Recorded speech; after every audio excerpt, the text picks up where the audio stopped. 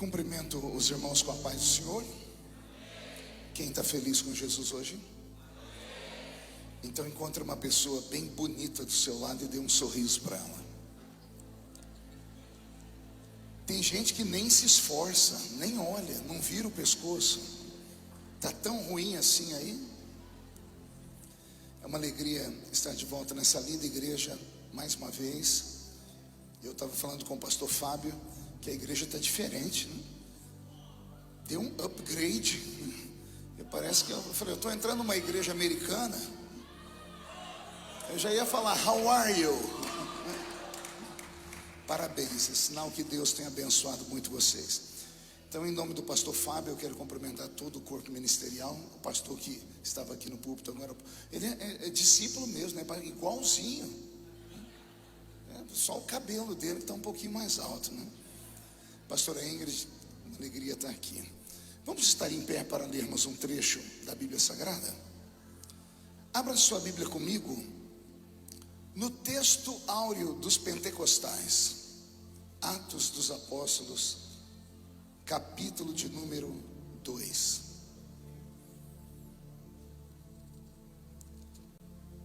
Atos dos Apóstolos, capítulo de número 2. Deus está aqui. Uma alegria rever o Lucas aqui. Luquinha, Deus abençoe o Lucas. Atos capítulo de número 2. Está escrito assim: e cumprindo-se o dia de Pentecostes, estavam todos reunidos no mesmo lugar. E de repente veio do céu um som, como de um vento forte e impetuoso, que encheu a casa onde estavam assentados.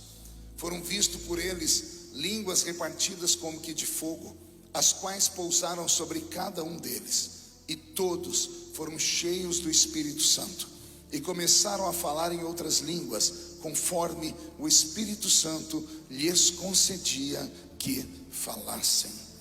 Amém, igreja? Feche a Bíblia, coloque no banco, na cadeira, e pegue na mão da pessoa mais perfumada do seu lado. Eu tentei bonito, não deu certo. Perfumado, acredito que vai dar, né? Isso, aperte a mão dessa pessoa com carinho até ela falar aleluia. Pentecostal que não faz barulho, está com defeito de fabricação, não é? Vamos orar? Pai, nós te exaltamos, nós te glorificamos, e nós entendemos que dentro de alguns minutos, e esta linda igreja ficará pequena para o tamanho da glória que o Senhor vai mandar do alto dos céus. Os que vieram tristes começarão a saltar de alegria. Os que vieram se arrastando não voltam para casa se arrastando. Hoje voltarão voando nas asas de um novo tempo. E antes que eu comece a revelar os seus segredos, cerque esta igreja com a sua glória. E num raio de 5 quilômetros, onde houver um demônio alojado, eu dou a esses demônios segundos para sumirem de Jacareí, porque se não sumirem, serão queimados pelo poder da sua glória que aqui será derramada. Rasga os céus sobre nós, manda anjos de fogo descerem aqui, que estes anjos desçam trazendo brasas de fogo nas mãos, comecem a esparramar estas brasas entre nós. E onde houver um crente cheio do Espírito Santo, pega ele nesta noite, Jesus, toma ela nas suas mãos nesta noite e mostra o caminho da verdadeira e poderosa adoração.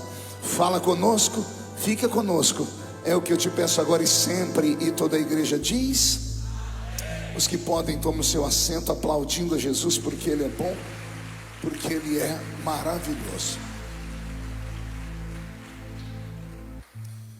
Como estamos na conferência do Espírito Santo, nada melhor do que trazer à memória de toda a igreja a querida figura, pessoa da Trindade, a que nós chamamos de Espírito Santo. Os crentes modernos parece que já não conhecem mais quem é Ele. Os crentes mais modernos não têm noção do que é Ele. Mas os crentes mais antigos, esses crentes que já estão com os cabelinhos brancos, que estão me acompanhando aqui, nós temos um pouquinho mais de experiência. E essas experiências precisam ser repartidas. Atos dos Apóstolos, capítulo 2, como eu disse, é o texto áureo dos pentecostais. Por quê? Porque é o dia da data da inauguração plena da igreja de Cristo. Embora a igreja já estivesse formada, embora Jesus já houvesse até falado no termo igreja, mas a igreja como organização nasce em Atos dos Apóstolos, capítulo de número 2. A Bíblia Sagrada diz que estavam todos reunidos ali em um mesmo lugar. Estavam num grupo de quase 120 pessoas. Por que quase 120? Porque no início, 10 dias antes da descida do Espírito Santo, eles estavam ali com cerca de 500 pessoas, 500 testemunhas a quem Jesus apareceu num período de 40 dias depois da sua ressurreição. Não sei se você já parou para se perguntar por que Jesus, ao ressuscitar, apareceu para um grupo tão grande de pessoas.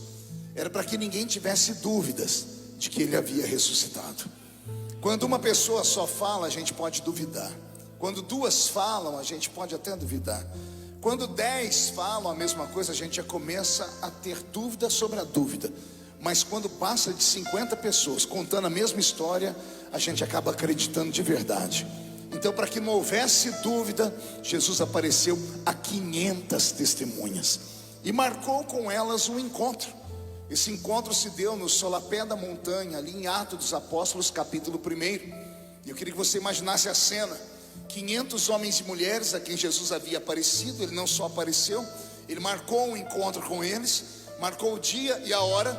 Estavam todos ali no pé daquela montanha, olhando para ele, tentando ouvir o que ele falava. Eu disse tentando porque ninguém dava conta de ouvir o que ele falava. Era uma cena espetacular demais para eles prestarem atenção no que ele falava. Imagine que eles estão olhando para um homem que 43 dias antes desse episódio ele estava dilacerado em uma cruz. Mais de 400 cortes no seu corpo, feito por um chicote chamado azorrague. Imagine que 43 dias antes ele estava lá pendurado na cruz, e Isaías viu e contou para nós como ele estava lá. Era alguém sem beleza, não havia nele beleza nenhuma para que nós o desejássemos. 43 dias antes eles viram o sangue descer sobre o seu corpo, a coroa de espinhos furar os seus supercílios, eles viram a sua nudez. 43 dias depois, olha Jesus na frente deles, ressuscitado. O semblante tão diferente que no caminho de Emaús não reconheceram ele. Caminharam com ele, sentaram com ele à mesa da comunhão, e somente quando ele fez a oração, eu te dou graças, meu Pai, é que todo mundo acordou. E quando olharam, ele já não estava mais ali, ele havia desaparecido. Então imagine que 43 dias antes eles estavam diante de uma cena tórrida e muito nebulosa. 43 dias depois está Jesus ali. Ele está ressuscitado. Ele está conversando e está mexendo as mãos. Eles não percebem o que ele está falando. Eles estão olhando para as mãos dele, porque existem furos na mão dele. E por dentro eles estão dizendo: é ele de verdade. Ele estava lá, mas agora ele está aqui. E daqui a pouco Jesus percebeu que não dava para dialogar com eles, tanto que ele falou: vocês têm alguma pergunta? E olha o que eles perguntam para ele: é nesse tempo que o Senhor vai libertar Israel da mão dos romanos? Puxa, que pena que eles perderam uma oportunidade. Imagine se você estivesse lá. Se eu estivesse lá, eu ia perguntar para Jesus qualquer coisa. Posso falar? Como é a vida após a morte? Como é que é o lugar onde o Senhor foi? O Senhor passou 3 dias onde? Em que lugares o Senhor foi? O que o Senhor estava fazendo? Mas os discípulos estavam tão absorvidos por aquela cena tão diferente e espetacular, que a mente deles não acompanhava o momento. Então Jesus, percebendo que eles não tinham pergunta direito para fazer, disse: compete ao meu Pai apenas saber decidir dessa hora. Eu vou me despedir de vocês, mas não sem antes dizer a vocês: vocês precisam permanecer em Jerusalém, porque lá em Jerusalém vocês vão receber autoridade. Vocês vão ser revestidos pelo meu poder. Vocês receberão autoridade e poder para serem minhas testemunhas em Jerusalém, Samaria, Judeia e até os confins da terra. O que vocês vão receber daqui a alguns dias vai ser poder para o dia de hoje, para o dia de amanhã. Vocês vão pregar para os seus irmãos e vão até os fins do mundo, anunciando que eu morri, mas ressuscitei. E como cantou a nossa bela banda aqui, em breve voltarei para levar vocês para mim mesmo. Glória a Deus por isso. Uai, seu app de vídeos curtos.